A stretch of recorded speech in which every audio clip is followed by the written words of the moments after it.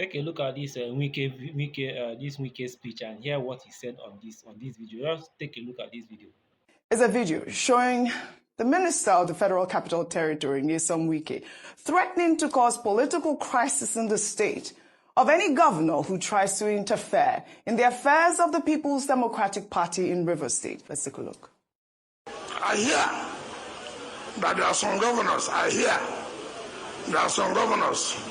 who say they will take away the structure and give back to somebody. I pity those governors because I'll put fire in their state. When God has given you peace, you say you don't want peace. Then whatever you see, you take. Prepare, because I have the capacity to also do the same thing in your own state. Whether you are from Bauchi, I don't give a damn. Whichever state you come from, as far as I know that you are trying to put yourself in River State, your hand will get burnt. And you will never sleep in your state. You will never do governance again. You will see political crisis. As far as PDP is concerned. All right. Okay, you clearly heard what he said there. He's threatening that anybody that tries to, he's threatening any governor from PDP. Eventually he will not threaten anybody from APC, because APC is the party that is backing him up.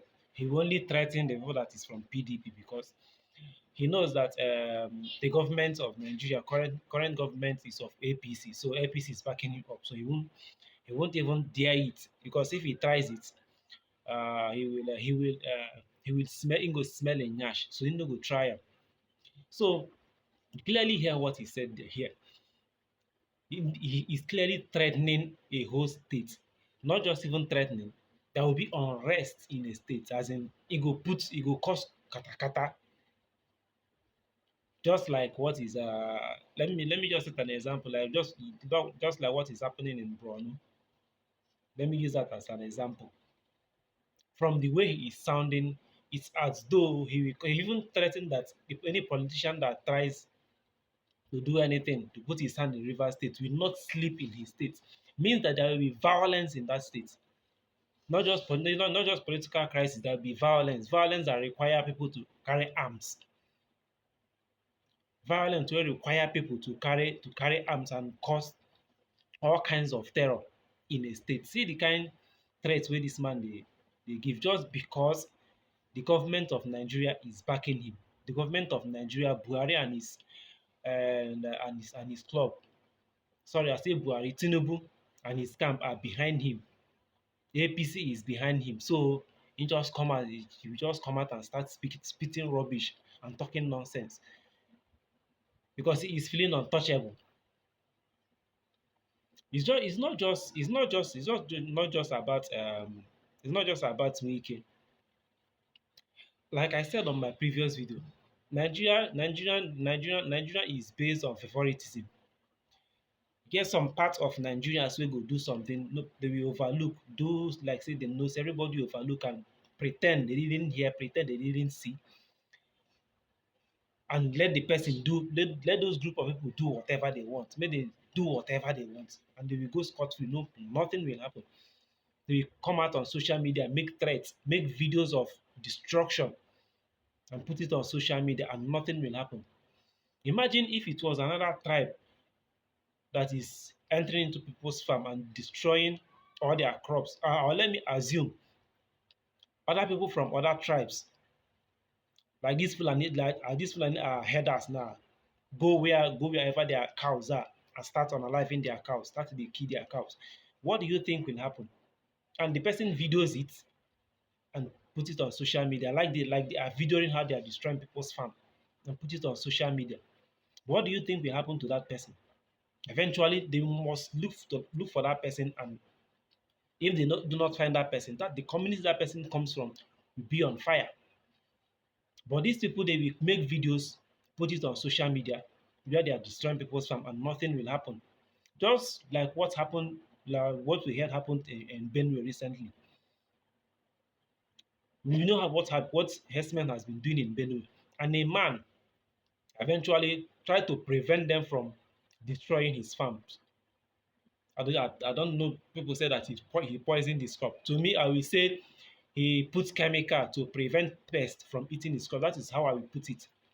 Because most now farmers don't use that anymore. But we know there was a time farmers used chemical pesticide to prevent pests from eating their crops. I will say that was what the man did.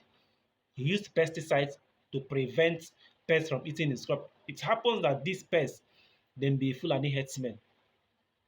So what happened? They took their cow to the man's farm, destroyed the man's farm, and ate his crops, and the cows died. What happened? They arrested the man.